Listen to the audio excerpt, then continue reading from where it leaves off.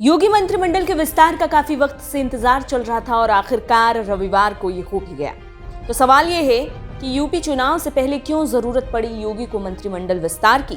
सवाल ये भी है कि क्या जातीय क्षेत्रीय समीकरण सुधारना चाहती है योगी सरकार, और इन सवालों पर गौर करेंगे हम इस वीडियो में। लेकिन उससे पहले अगर आपने हमारा ये चैनल अभी तक सब्सक्राइब नहीं किया तो जल्द कर लें। अगर आपको ये वीडियो पसंद आए तो वीडियो को फटाफट लाइक करें और ज्यादा से ज्यादा शेयर करें।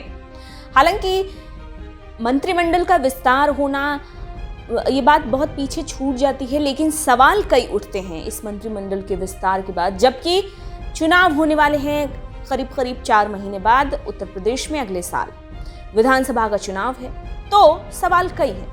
उत्तर प्रदेश की राज्यपाल आनंदीबेन पटेल ने मंत्रिमंडल में शामिल हुए 7 नए चेहरों को उनके पद की शपथ दिलवाई, जिसमें जीतन प्रसाद, डॉक्टर संगीता बलवंत बिंद, इसके अलावा धर्मवीर प्रजापति, पलटूराम, छत्रपाल गंगवार को इसमें शामिल किया गया। इसके अलावा यूपी कैबिनेट में दिनेश खटिक और संजय गोंड के नाम को भी शामिल किया गया।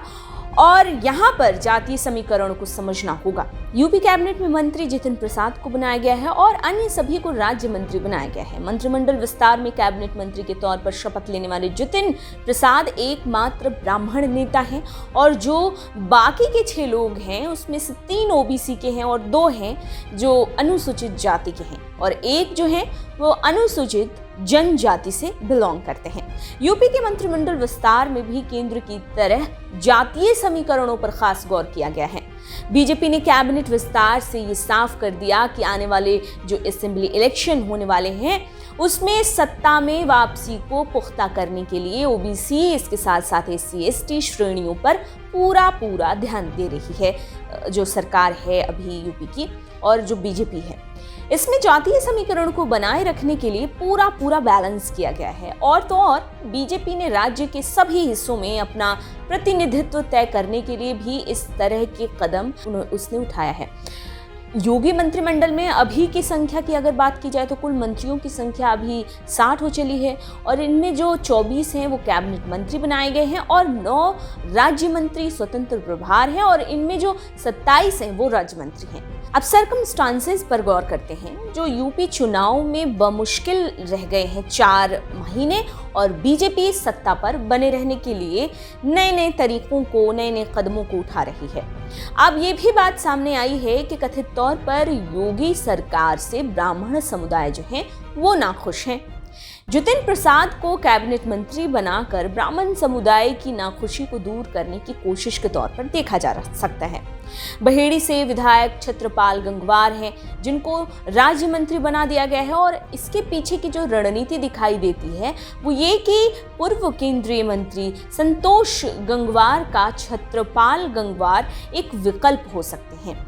हाल के वक्त की बात करें तो हुआ ये कि संतोष गंगवार केंद्रीय मंत्रिमंडल में हुआ करते थे, जो कि अब बाहर कर दिए गए हैं, और ऐसे में छत्रपाल कुर्मी वोटरों को लाने का जिम्मा उठाएंगे।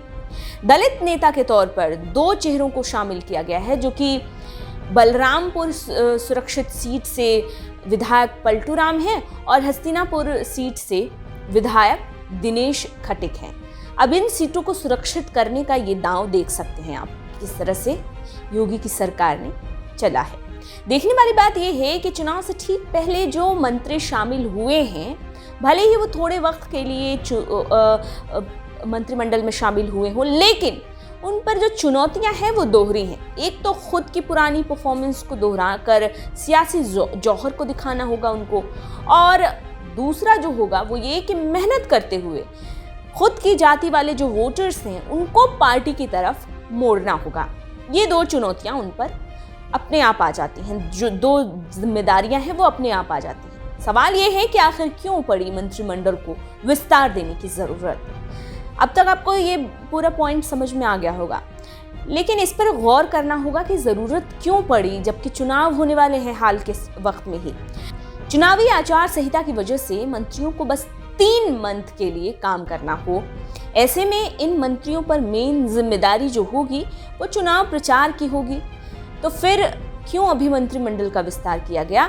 दरअसल चुनावी विश्लेषकों की माने तो मंत्रियों को भले ही काम करने का ज्यादा वक्त ना मिले, पर इस विस्तार से जातीय समीकरण को बैलेंस करने का जो काम किया गया है, उससे चुनाव के वक्त सरकार को काफी ज्यादा फायदा पहुंच सकता है। इस वीडियो में इतना ही, लेकिन मैं आपको एक सवाल के साथ जोड़े जाती हूं कि इस तरह से आनन फानन में मंत्रिमंडल का विस्तार करना, इसको आप कैसे देखते हैं और कैसे देखते हैं? क्या आपको लगता है कि इस बार के इलेक्शन में फिर से योगी की सरकार जो है वो वापसी कर पाएगी? हमें कमेंट बॉक्स में अपनी राय दीजिए, अपना फीडबैक दीजिए, हमारे साथ बने रहिए।